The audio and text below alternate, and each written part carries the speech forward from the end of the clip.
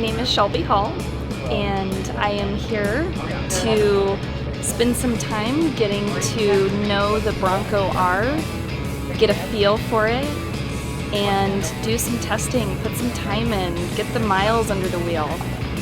I had such an amazing experience driving the Bronco at the Baja 1000 last year, and I know how hard it is to race. I know how hard it is to be down in Mexico, and I know that even though you don't always make it to the finish line, there's always a next time. So this is a step in the process.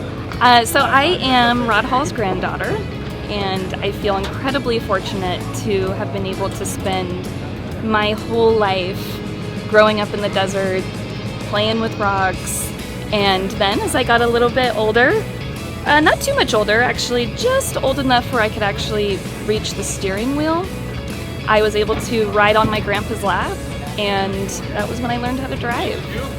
And you know, there's not a lot of females, and so I feel pretty lucky to have been able to grow up in the industry, and with my family being so welcoming. They always told me that it didn't matter that I was a girl, that I could do just what everyone else was doing, which is, I'm so glad that they said that, because there's a lot of intimidating moments. And you know, I'm 5'1" and I can barely reach the pedals, but I do my best and I do what I know how to do, and I have so much fun going out and bombing through the desert. A team is what makes success. And just because I can't pick up the heavy tire doesn't mean I don't bring something to the table. My first race was in 2012.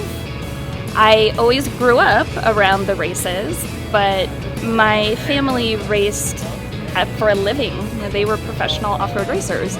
So throwing daughter or granddaughter in the car wasn't really in the works. You know, they were on duty.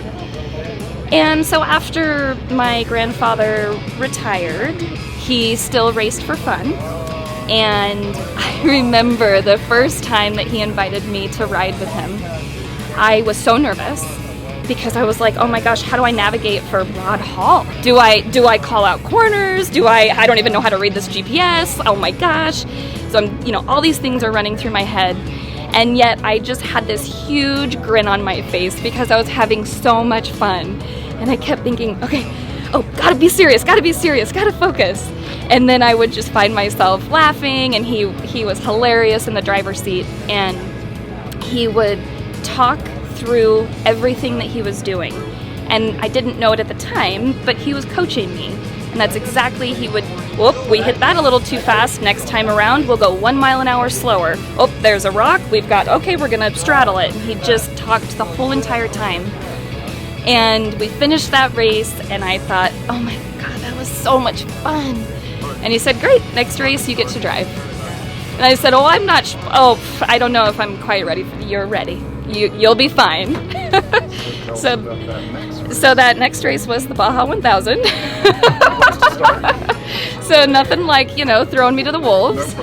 And yes, I was, you know, terrified and excited, and I felt so lucky, and we did the best we could. You know, we finished, and I was incredibly proud of myself. It was a pivotal moment for me. It was one of the hardest things I've ever done, and still every time I finish a race, I think, holy moly, that was hard. It's physically draining, it's mentally draining, you are scared. There's moments when you're in the middle of nowhere and you're like, man, if something were to happen, you know, what would we do? But you have to push through that, and you have to be alert all the time. And, you know, in that first race, I realized I was stronger than I thought I was.